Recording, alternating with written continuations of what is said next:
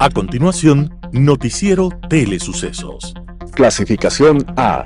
Apto para todo público. Un noticiero pensado para usted porque se lo merece. Nos acercamos a la realidad desde diferentes perspectivas. Noticiero Telesucesos. Primera parte del Noticiero Telesucesos con las noticias más importantes del día.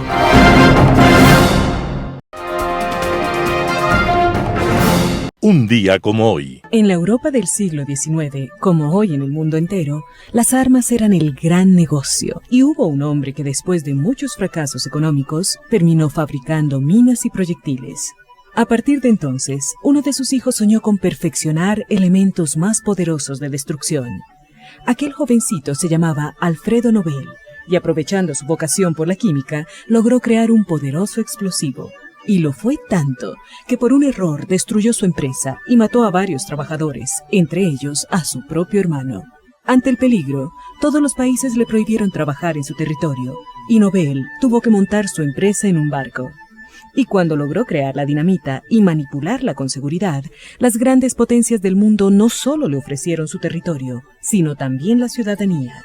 Después Nobel se convirtió en uno de los hombres más ricos y poderosos del mundo, pero entró en una profunda depresión al descubrir el terror y la destrucción que su invento generaban. Para compensar en algo el daño causado, Nobel decidió que su fortuna premiara cada año a las personas que hubieran hecho algo importante por la humanidad, en física, medicina, química, literatura y paz. Nobel, el hombre que le dio el nombre a los premios más famosos del planeta, estaba naciendo un día como hoy, 21 de octubre de 1833. Y nos recuerda que así como la inteligencia puede destruir, también puede ser fuerza que aliente los más grandes ideales. Las principales noticias del día. Titulares. Tribunal Contencioso Electoral suspende la audiencia contra la vicepresidenta Verónica Abad. Ecuador asume la presidencia del Comité Ejecutivo del ACNUR. Reforma para permitir bases militares extranjeras no podrá entrar a la campaña electoral 2025. En el segmento de opinión, malas prácticas médicas en el IES. En política internacional, terrible cosecha. Los editoriales serán de Ramiro Ruiz, Energía Alternativa. Noticias internacionales. Esto será en la emisión. Reforma para permitir bases militares extranjeras no podrá entrar a la campaña electoral 2025. La reforma del artículo 5 de la Constitución propuesta por el presidente de la República, Daniel Noboa, para permitir instalaciones militares extranjeras para el combate del narcotráfico y el crimen organizado ahora está en manos de la Asamblea Nacional y no entrará en las elecciones del 2025. Noboa, tras recibir el visto bueno de la Corte Constitucional para tramitar su propuesta de reforma parcial de la Constitución, envió inmediatamente la pregunta al Parlamento para apurar su trámite. La presidenta de la Asamblea Nacional, Viviana Veloz, de la Revolución Ciudadana, llevará el trámite, que primero ingresará al Consejo de Administración de la Legislatura CAL, para luego ser enviada a la Comisión para el Tratamiento de los Proyectos de Enmiendas y Reformas Constitucionales.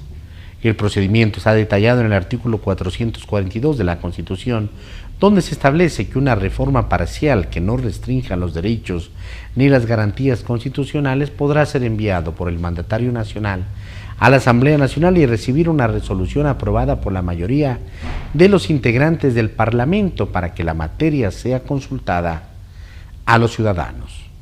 No dan los tiempos para que entre en el proceso electoral, porque la propia Constitución te dice que en los casos de reforma constitucional deben haber 90 días entre debate y debate en la Asamblea Nacional.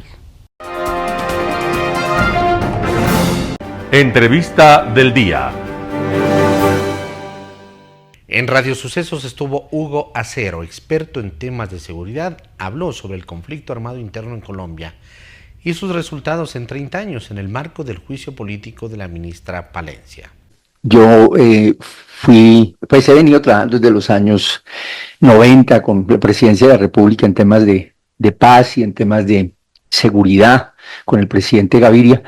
Luego fui secretario de Seguridad de Bogotá, 9 años, donde recibí una ciudad con 4.352 homicidios. Wow. y la entregamos con 1.300. 9 años de trabajo. Y creo que lo que está haciendo Ecuador es eso. Esto no se resuelve de la noche a la mañana. Si antes mataban en promedio 24 personas y hoy es 18, 16, es un logro. Nadie, absolutamente nadie te puede garantizar que yo comience a gobernar y al otro día ya no haya muertos. ¿Qué estaría haciendo bien el Ecuador en este caso? Porque sí, se le critica mucho al gobierno, a quien esté encargado del tema de seguridad, pero bueno, es fácil señalar lo malo. ¿Qué está haciendo bien a su criterio? Varias cosas. Una, reconocer el problema. Es un problema grave, no es un problema de pequeñas bandas y pequeños grupos y gente que se está enriqueciendo. No, es un crimen transnacional. Aquí están las mafias más grandes también del mundo. La mafia mexicana, la albanesa, como en Colombia la rusa, la italiana, no, están ahí. Y eso es un crimen transnacional que además fortalece las estructuras criminales locales. Entonces, primero reconocer que se está ante un problema grave de gente armada que está ejerciendo violencia y delincuencia de manera muy fuerte.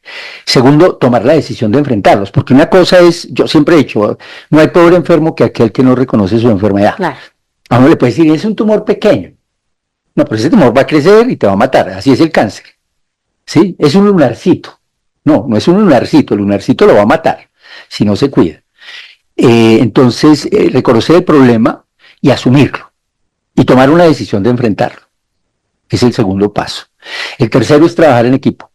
Policía, fuerzas militares, Ministerio del Interior, Ministerio de Defensa y otras instituciones. El cuarto, obtener resultados como los que se están obteniendo y ojalá se tuviera una conciencia importante sobre esto. Este es un problema de Estado, no es un problema de gobierno. Así es. Porque se cambia el gobierno y el problema va a seguir. No, pero además, decirle que el presidente es el único responsable, por Dios, este es un problema de Estado y de nación, si se quiere, que involucra también a los ciudadanos. El presidente tiene una obligación, claro que la tiene, y la está asumiendo.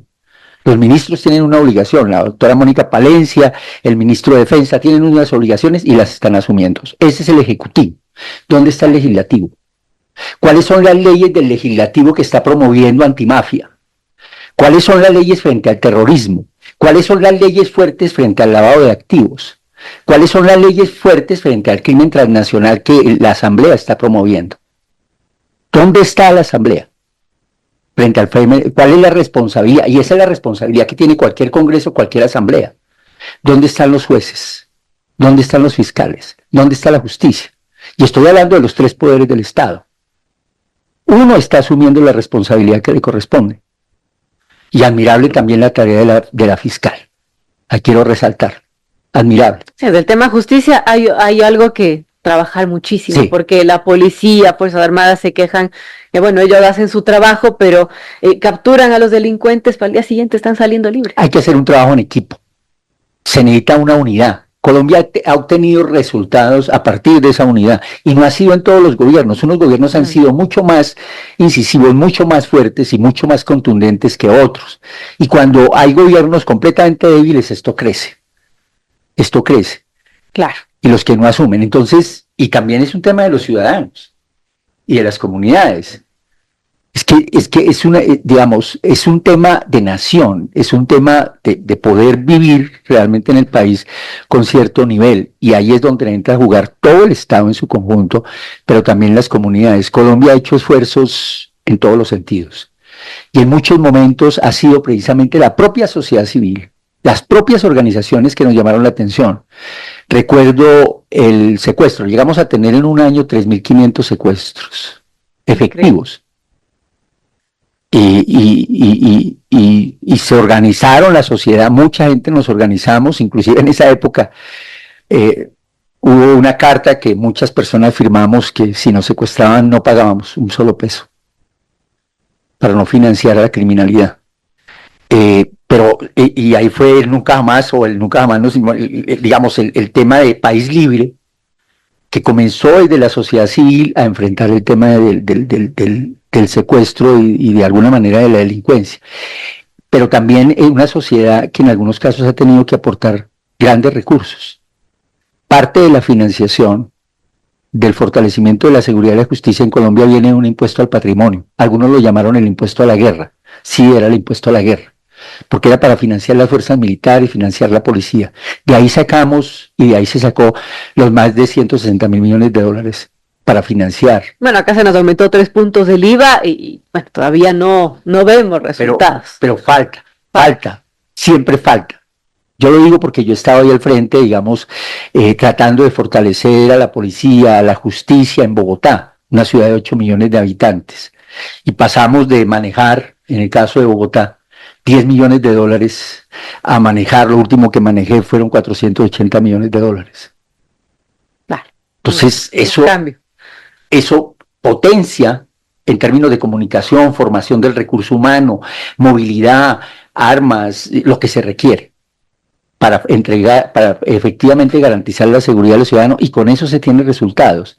Es muy difícil avanzar si no hacemos absolutamente todos el esfuerzo. Como digo, esto no es una responsabilidad solamente del presidente Daniel Noboa y de su equipo, es también una responsabilidad del legislativo, de la Asamblea, es una responsabilidad del Poder Legislativo, que también desde luego hay que destacar, como decía, esfuerzos importantes que viene haciendo la justicia. Sí, hay problemas, pero hay que irlos solucionando, pero también un esfuerzo de la sociedad en su conjunto. En Impacto Informativo, Wagner Bravo, ex secretario de Seguridad, habló sobre las plantaciones de coca en la Amazonía ecuatoriana. Escuchemos lo que dijo. Con mucha preocupación, porque si bien es cierto, estamos rodeados de el primero, segundo y tercer productor de hojas de coca y de cocaína, el que más nos preocupa siempre es Colombia. ¿Por qué? Por las plantaciones de hojas de coca que hay en Colombia están en el departamento de Nariño y Putumayo, colinante con nuestra frontera. Y recordemos que también nuestra frontera es, en el río Mataje nos da en la rodilla. Los otros 2 ríos son navegables, son fronteras abiertas, son fronteras dinámicas, son fronteras económicas, y que de una u otra forma permite el cruce no solamente de los artículos legales, sino los ilegales.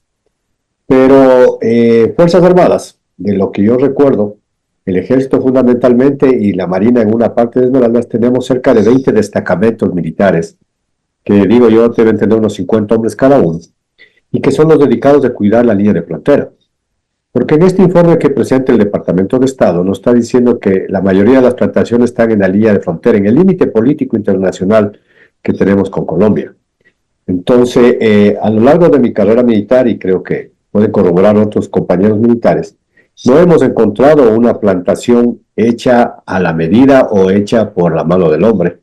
Sí hemos tenido 1, tal vez 2 hectáreas, muchas de esas plantas de hojas de coca silvestre, que eso es milenario en los países andinos, pero que realmente lleguemos a tener 2.000 hectáreas, tendríamos que comprobarlo. No hay que dudar, es un informe de... Colombia sí era bastante visible en años anteriores. Sigue siendo visible, Edgar. Si nosotros vamos al destacamento de Chicala, en la parte occidental de la provincia del Carchi, está en una parte alta, el pueblo está abajo Chicala, y al frente está Tayambí. Y ahí se ve la coca, se ve se les veía los del ELN, se les veía la amapola. O si sobrevolamos el límite político, que no hay cómo cruzarlos al país de Colombia, se ve las plantaciones verdes de cocaína, de hojas de coca, perdón, que es como estuviéramos volando en la provincia del Oro, veríamos las plantaciones de plátano. Entonces, la pregunta que yo siempre me hago es, ¿por qué si en Colombia el presidente Petro dice que no le preocupa la producción de hojas de coca, tampoco la cocaína, y lo dijo en las Naciones Unidas el año pasado que a él le preocupa el petróleo porque daña el ambiente, y no hay presión, no se erradica, no se controla, no hay presencia con el respeto del pueblo colombiano, del Estado colombiano en la línea frontera? Nosotros somos los que hemos puesto la sangre, el sudor y hasta los muertos. ¿Para qué me voy a pasar al Ecuador? Pero puede ser, nadie puede descartar que sea cierto. El informe de los Estados Unidos determina que hay la posibilidad de que puede haber, y la única forma de comprobarlo es realizar un ciclo de producción de inteligencia, se llama en términos militares, que nos llegue a concluir fundamentalmente con otro tipo de fuentes de información, si es que realmente existen, Edgar.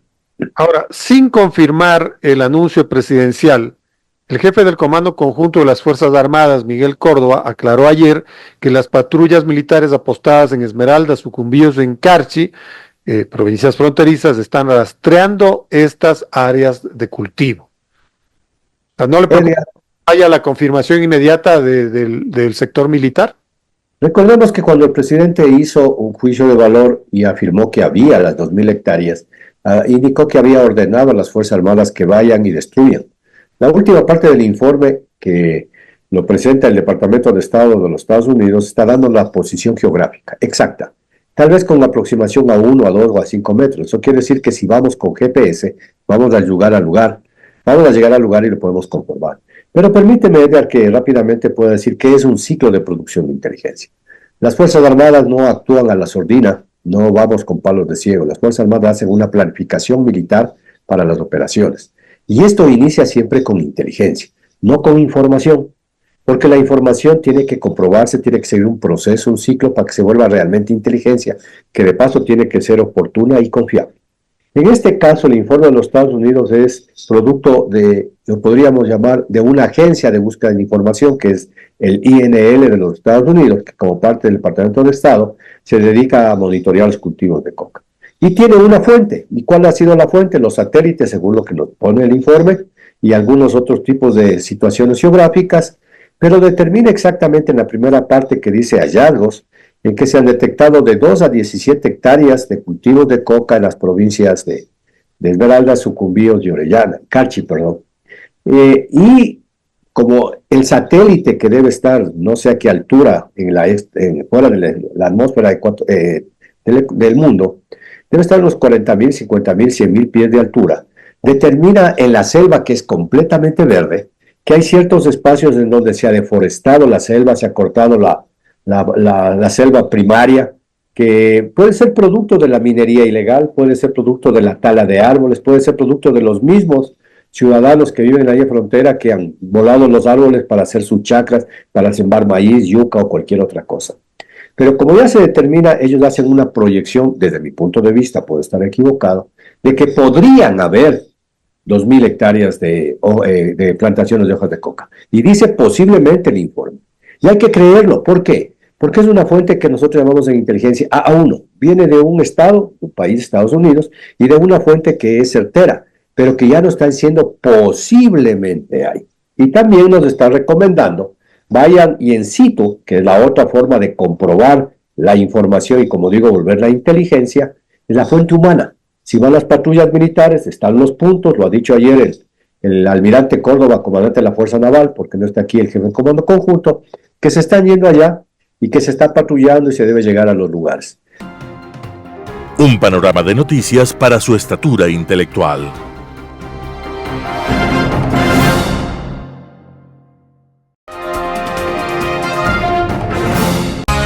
Poder Ciudadano, con el doctor Patricio Gijón. El IES tiene excelentes médicos, pero también malos e irresponsables profesionales de la salud. Hace varios días denuncié en redes sociales la manera como se maltrató a un paciente en el hospital del IES del sur de Quito. El afectado, a quien lo identificaré por sus iniciales PTS, llegó a dicha casa de salud el 7 de octubre de este año, 2024, con un insoportable dolor del vientre. Era una apendicitis. Debían operarle con la urgencia que el caso amerita. La solución quirúrgica oportuna es sencilla, mas todos los médicos saben que si se deja de intervenir a tiempo, puede convertirse en un cuadro muy grave, peritonitis, poniendo en verdadero riesgo la vida misma del paciente. Eso es lo que precisamente ocurrió, cuando por clarísima negligencia no hubo poder humano que logre la orden para la intervención requerida. El paciente fue instalado por varias horas en una silla de ruedas, luego en alguna camilla. Sus familiares, gente humilde y trabajadora que había traído al enfermo desde el noroccidente de Pichincha, suplicaban por la atención. Nadie se conmovía. Todo el mundo con mala cara, actuando como robots, contestaba que hay que esperar hasta recibir la orden para llevarle al quirófano. Pasaban los minutos y las horas sumaron más de 14 desde que el paciente llegó a emergencia. Conociendo la gravedad del caso, escribí una nota personal al presidente del IES, doctor Eduardo Peña. A pesar de que hasta la fecha no he tenido respuesta, creo que alguna disposición habrá dado, puesto que después de las 14 horas de espera el paciente fue operado, con el resultado que me temía: peritonitis. La intervención duró más de 3 horas, puesto que los cirujanos tenían que limpiar toda la zona contaminada. En este momento, el paciente sigue hospitalizado recibiendo una enorme cantidad de antibióticos y medicinas que en su mayor parte los familiares y amigos tenemos que comprar en farmacias privadas. Únicamente la mano de Dios y la juventud del paciente han hecho posible que se mantenga vivo. La falta de una adecuada administración en la toma de decisiones en casos emergentes cuesta mucho más dinero y causa enormes daños y perjuicios a los afiliados del IES. En el caso que hoy me ocupa, la solución quirúrgica oportuna evitaba tantos días de hospitalización, decenas de exámenes, así como el suministro de muchos fármacos. La mala práctica médica no se da únicamente en el momento de una intervención quirúrgica o de un tratamiento clínico. Es muy común que esta ocurra en la toma de irresponsables decisiones que han llevado a la tumba a miles de seres humanos. El cuento posterior es conocido. Ante una denuncia concreta, se integra una comisión técnica multidisciplinaria para investigar y hacer un seguimiento del caso.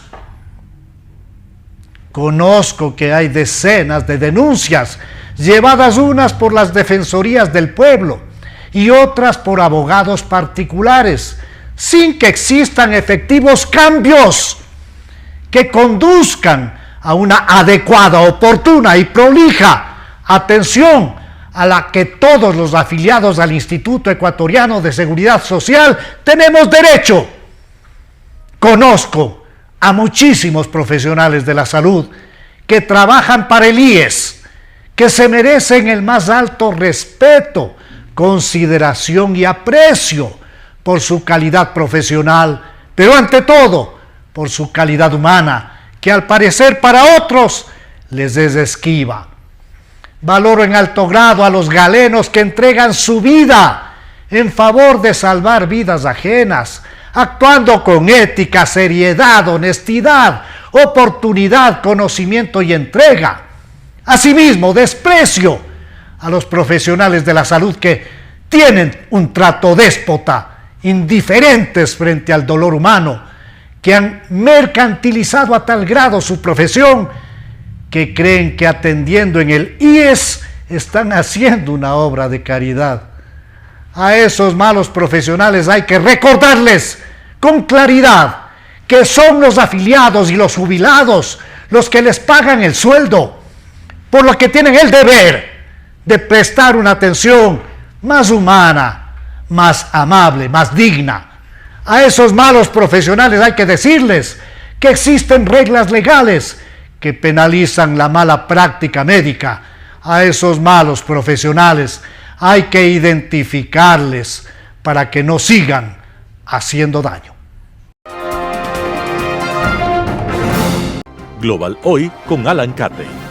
Terrible cosecha.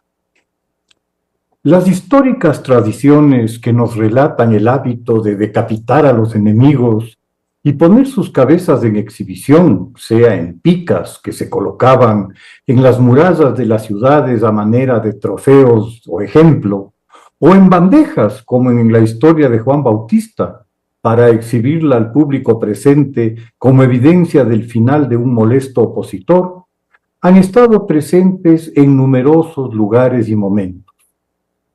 En el Japón medieval se organizaban sesiones públicas para mirar las cabezas de los derrotados en batalla, o en la Francia revolucionaria, donde el invento de la guillotina resultó muy exitoso para la decapitación de la nobleza primero y, a continuación, democratizarse, masificando el procedimiento, incluyendo a los enemigos de la revolución, donde las cabezas, sin una mayor ceremonia, eran recogidas en cestas para enterrarlas en fosas comunes.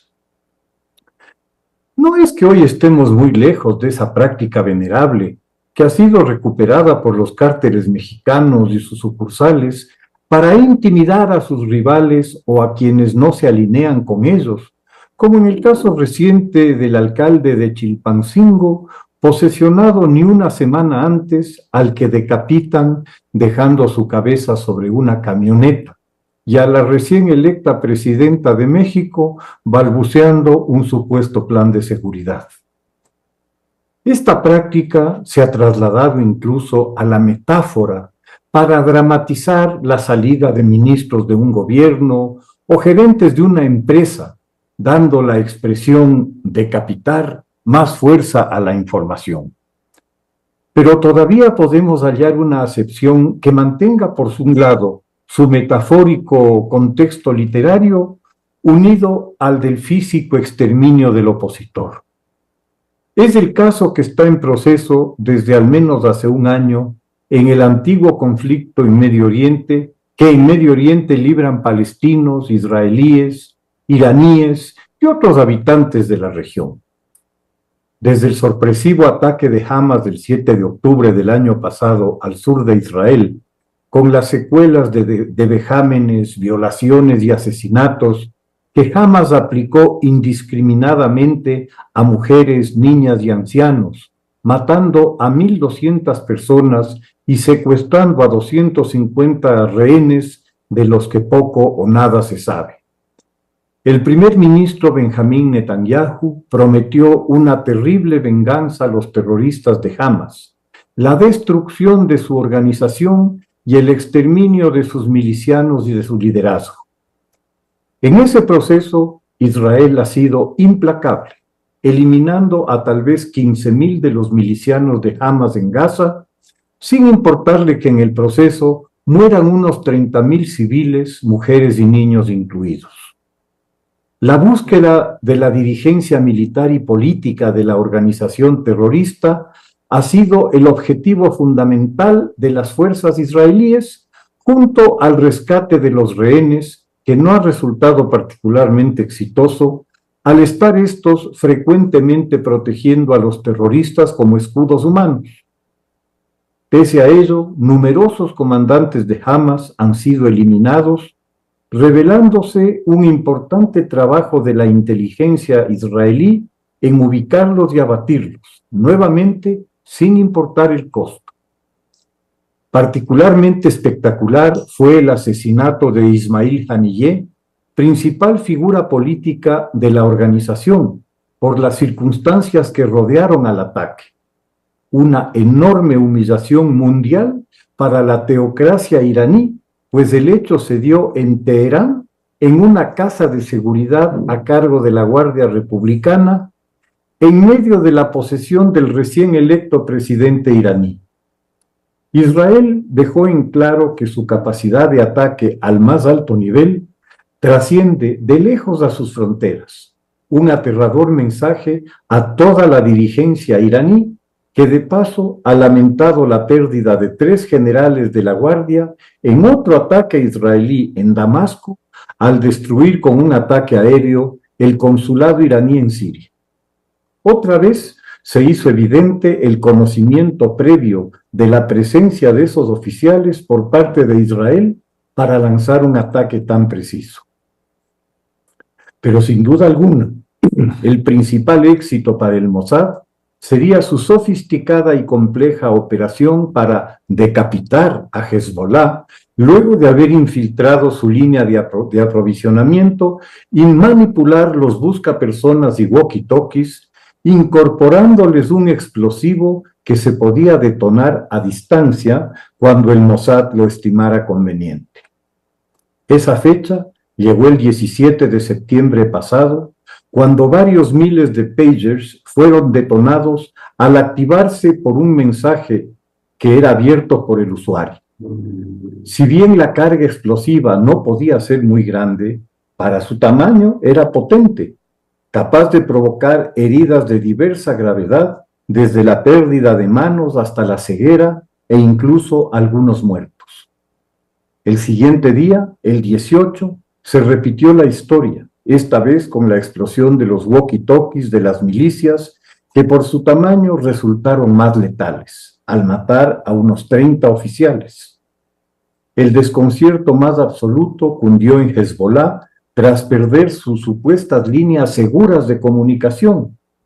Como alternativa, recurrieron a reuniones cara a cara, muchas de las cuales identificaron los servicios secretos israelíes, permitiéndolos atacarlas directamente. En una de estas, se alcanzó al líder máximo de Hamas, Nasrallah, reunido con 20 miembros de la dirigencia del grupo en un refugio subterráneo. Entre las víctimas estaba un importante general iraní de la Guardia Republicana.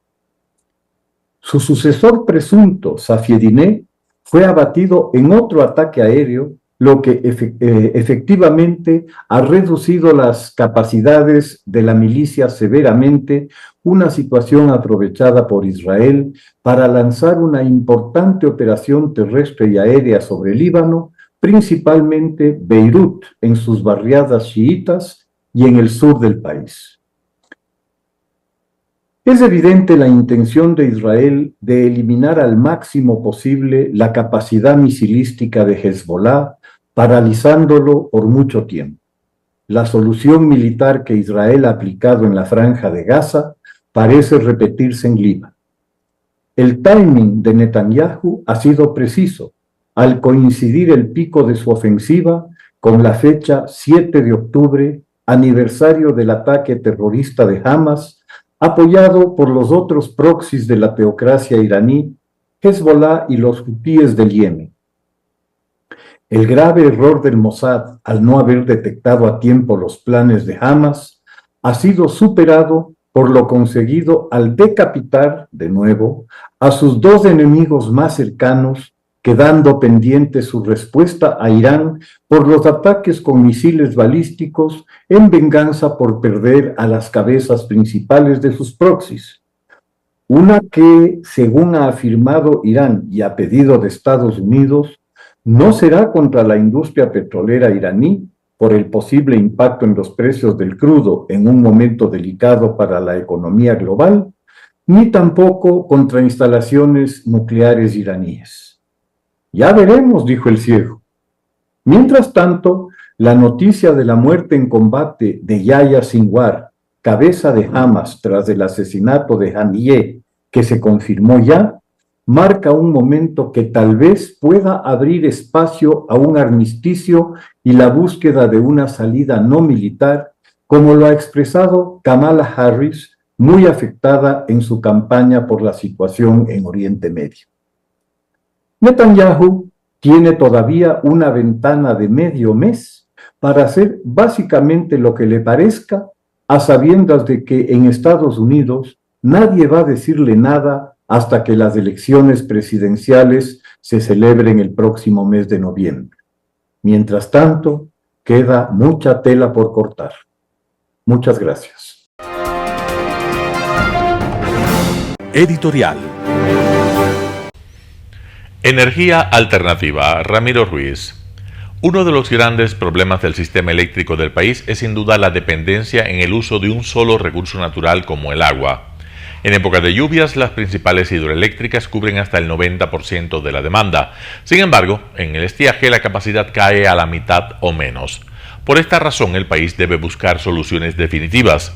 La energía alternativa compagina con la naturaleza generosa que tiene Ecuador. Tenemos el viento y la generación eólica. La posición geográfica y su ubicación en la mitad del mundo facilita que los rayos del sol lleguen perpendiculares en el Ecuador. El país dispone de volcanes en actividad que producen calor subterráneo. Se puede pensar en la energía mareomotriz que beneficiaría a la costa y a la provincia de Galápagos. Los proyectos de energía alternativa necesitan planificación, financiamiento y tiempo, asesoramiento técnico de países que han desarrollado con éxito la energía alternativa. Así como se ha desarrollado la energía alternativa, también debe darse opciones y opiniones de cambio de mentalidad y de visión. El cambio de uso del agua por otras opciones aportaría a las nuevas organizaciones de producción y distribución de electricidad. ¿De qué se trata la energía alternativa? Se refiere a la energía que proviene de fuentes naturales y renovables como la solar o la eólica. Surge ante una alternativa a las fuentes de energía convencionales como la quema de combustibles fósiles no renovables, ya sea el petróleo o el carbón. Las energías alternativas se implementan ante la necesidad de reducir las emisiones de gas invernadero a nivel mundial y acoger prácticas respetuosas con el medio ambiente. La energía limpia, además, toma recursos naturales que suelen ser inagotables o al menos de rápida generación, reduciendo el impacto de contaminación en el ambiente. Sin embargo, hay dos tipos de energías alternativas: las no contaminantes o limpias y las contaminantes, que son las que contaminan. Las energías que no contaminan, por ejemplo, la eólica, que proviene de la fuerza del viento y a través del trabajo de molinos o aerogeneradores que convierten el viento en energía. Otra es la energía solar, que se obtiene con el sol a través de placas solares. La hidráulica, utilizada en el país, la energía geotérmica, que viene de las altas temperaturas de la Tierra para generar electricidad con el calor. La mareomotriz transforma la fuerza de los mares y océanos en energía eléctrica. La energía alternativa trae ventajas como la generación de nuevos empleos por la diversificación de tipos de empleo en la fabricación, la ingeniería, instalación, mantenimiento y otros. Promueve la independencia y autonomía energética de zonas y no estar más en manos del abastecimiento de fuentes de energía convencional. La energía renovable está disponible en toda la superficie terrestre. Fomenta el desarrollo tecnológico para la implementación de una sólida infraestructura de producción y suministro. Según el informe de la Agencia Internacional de Energías Renovables, IRENA, en el año 2020 se multiplicó la capacidad de energía alternativa en China, Estados Unidos, India y gran parte de Europa. La fuente de energías alternativas que lidera el mercado mundial es la eólica, la hidroeléctrica y la solar fotovoltaica con mayor crecimiento. Según el estudio de Renewables Global Status Report, verificado por el grupo REN 21 en China, la Unión Europea y Estados Unidos, hoy es más económico construir plantas de energía fotovoltaicas, eólicas y solares que mantener operaciones en las centrales de petróleo o carbón. En 2014, la empresa estadounidense Altairos Energies instaló en Alaska un prototipo de la primera turbina eólica en lo más alto de un rascacielos a 300 metros de alto. A esta altura, las corrientes de viento son más fuertes y producen hasta 20 veces más energía que una turbina convencional. Hay ejemplos admirables, como el aprovechamiento de la energía geotérmica en la época del Paleolítico, en que utilizaban las fuentes de altas temperaturas para cocinar. Las nuevas opciones deberían impulsar la creación de políticas públicas que promuevan la transición a las energías alternativas. La energía alternativa está a disposición a mediano y largo plazo, sin descuidar el mantenimiento, la corrección de ingeniería civil defectuosa y la terminación de las plantas hidroeléctricas a medio hacer. Por el momento, el gobierno, en unidad con la empresa privada y la población, hacen un esfuerzo para solucionar el déficit de electricidad. De entrada, el próximo gobierno tendrá una tarea inmediata. Ramiro Ruiz.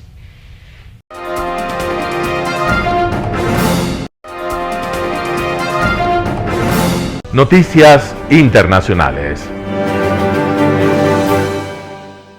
La Duma estatal rusa aprueba en primera lectura un polémico proyecto de ley para aumentar la natalidad a toda costa. Rusia penaliza la propaganda antinatalidad. La Cámara Baja del Parlamento ha aprobado un proyecto de ley para promover la natalidad a toda costa. La nueva legislación penaliza la difusión de información que abogue por la infertilidad voluntaria y la castiga con multas de hasta 47.000 euros. Ведь мы с вами, в принципе, сформировали правовое поле, в рамках которого защитили детей, семьи, наши ценности. И сегодня мы вносим дополнение в принятые ранее законы, где запретили пропаганду педофилии, ЛГБТ, смену пола. Los partidarios del proyecto de ley sostienen que los argumentos públicos contra la procreación forman parte de supuestos esfuerzos occidentales para debilitar a Rusia, fomentando el descenso de la población. El presidente Vladimir Putin en los últimos años se ha referido a lo que llama valores tradicionales. Mientras la población de Rusia disminuye, Putin ha hecho declaraciones en defensa de las familias numerosas y el año pasado instó a las mujeres a tener hasta 8 hijos. Desde que envió tropas a Ucrania en febrero de 2022, el líder del Kremlin ha caracterizado repetidamente a Occidente como satánico y lo ha acusado de intentar socavar a Rusia exportando ideologías liberales. Algunas activistas de los derechos de las mujeres se mostraron contrariadas y dijeron que los legisladores buscaban la causa de la caída de la tasa de natalidad en Rusia en el lugar equivocado. Мы очень много лет работаем с женщинами из разных социальных слоев, и отказ осознанный от рождения ребенка в первую очередь вызван материальными и экономическими факторами. El proyecto de ley requiere 2 sesiones más en la Duma estatal y la aprobación de la Cámara Alta del Parlamento antes de ser enviado al presidente Putin para su aprobación final.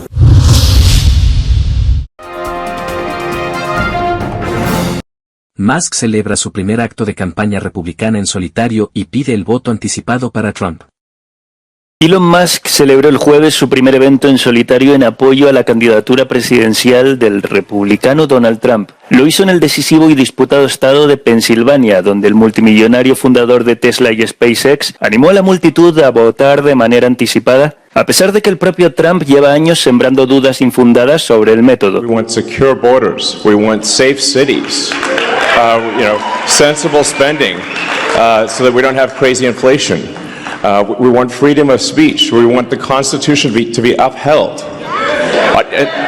And you know what? I'm being told at times that these are like right-wing values. I'm like, are you insane? There's literally the fundamental values that made America what it is today. Tanto Trump como el Comité Nacional Republicano que él mismo controla han optado por una estrategia poco ortodoxa de compartir con comités de acción política como el de Musk las tareas de campaña en estados clave.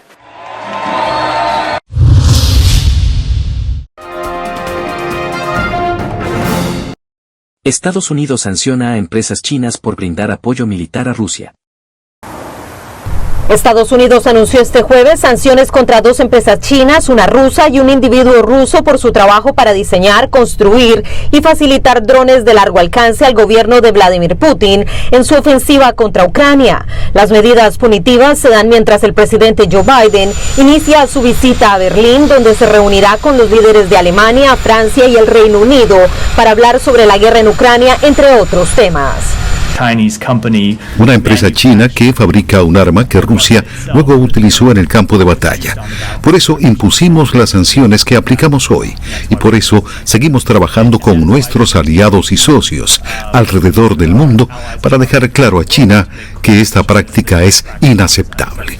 El presidente ucraniano Volodymyr Zelensky, en su visita a Bruselas, urgió una vez más a Occidente a tomar medidas para frenar la guerra y resaltó el papel de China. Recibimos señales de que China sigue ayudando activamente a Rusia a prolongar esta guerra y tenemos información de inteligencia clara sobre ello. Un alto funcionario de la administración Biden afirmó que Estados Unidos ha advertido a Pekín sobre estas redes de producción de artículos de doble uso que ayudan a Rusia en la guerra. Desde 2022, Estados Unidos ha sancionado alrededor de 100 entidades en China y Hong Kong. China ha negado estas acusaciones y aunque no reaccionaron a estas medidas, el Ministerio de Relaciones Exteriores se ha referido a las acciones estadounidenses en el pasado diciendo: Nos hemos opuesto firmemente a que Estados Unidos extienda demasiado el concepto de seguridad nacional y cree obstáculos que interrumpan deliberadamente la cooperación económica y comercial normal.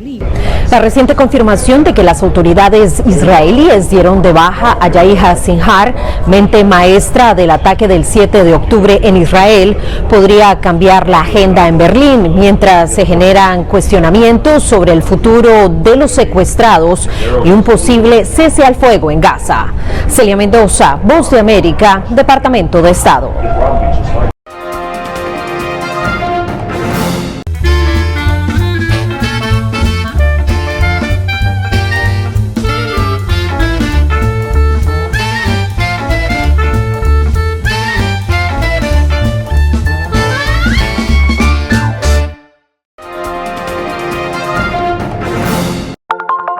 Telesucesos, Canal 29 UHF de la ciudad de Quito. Un canal de televisión abierta, siempre inédito, para una audiencia especial. Somos cultura, educación, salud, opinión calificada, normas de vida.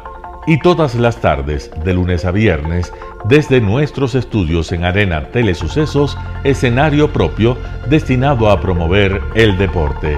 En tiempo real, usted y su familia, en su televisor, desde la comodidad de su hogar, disfrutarán de los partidos, eventos, campeonatos que realizamos diariamente de ecuavóley, básquet, box, lucha libre, cachascán, gimnasia, artes marciales, tenis de mesa, fútbol sala, transmisiones en vivo de los principales partidos de fútbol barrial y colegial.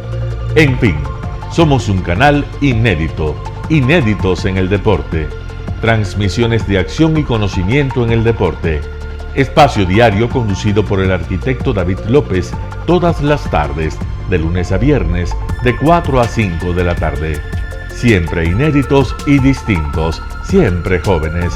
Personajes jóvenes de generaciones nuevas.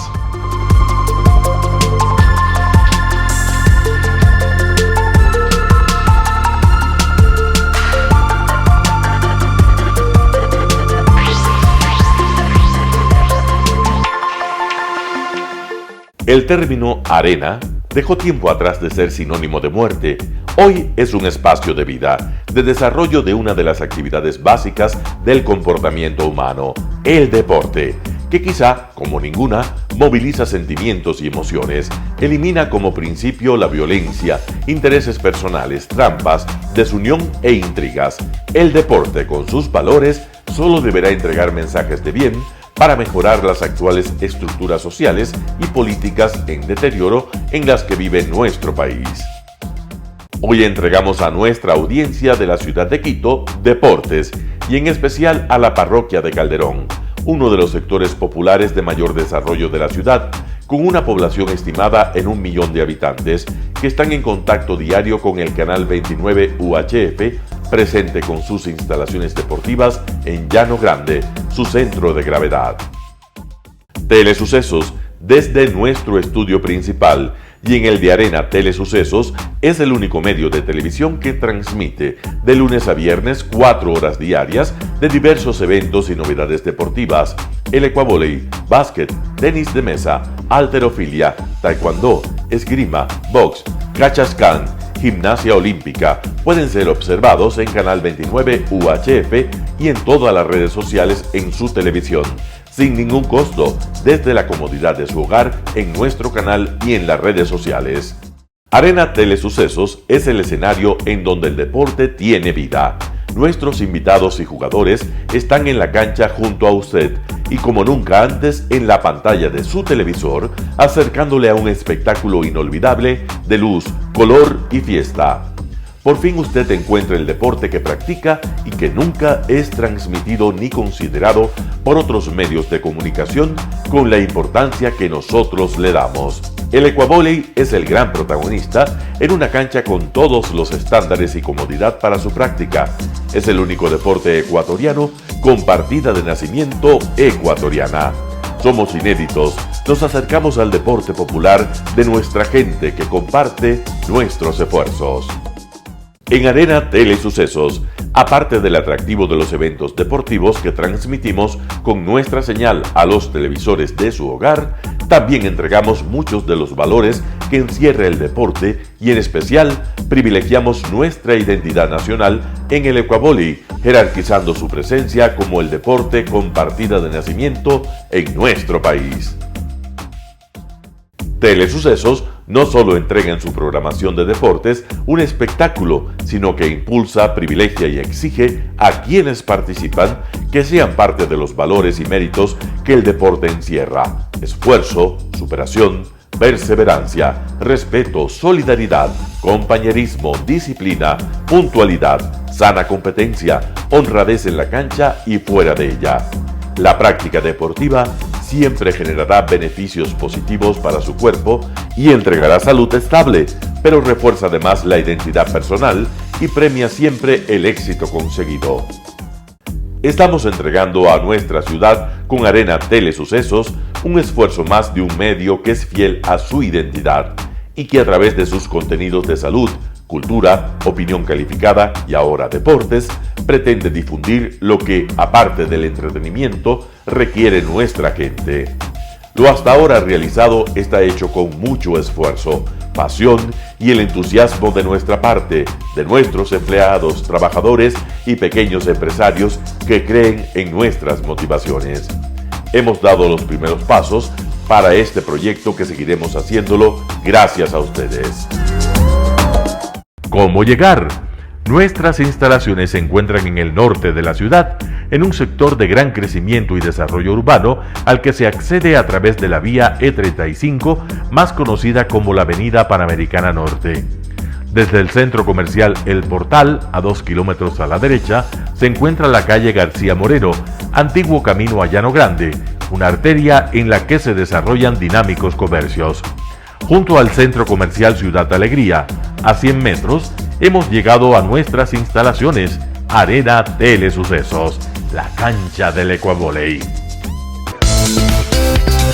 Telesucesos, siempre inédito, nuestro canal online a la vanguardia tecnológica, 24 horas de programación continua a través de Internet. Telesucesos Internacional. En el Ecuador y en el mundo, Telesucesos Internacional.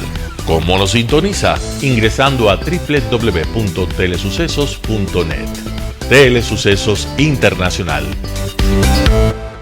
Telesucesos, el canal de televisión siempre inédito. El noticiero Telesucesos es retransmitido de lunes a viernes a las 7 horas por Radio Planeta Sur 106.1 FM de la ciudad de Loja. Noticiero Telesucesos. Las opiniones vertidas en este espacio por la producción y dirección del programa son de exclusiva responsabilidad de sus autores y de quienes intervienen en ellos.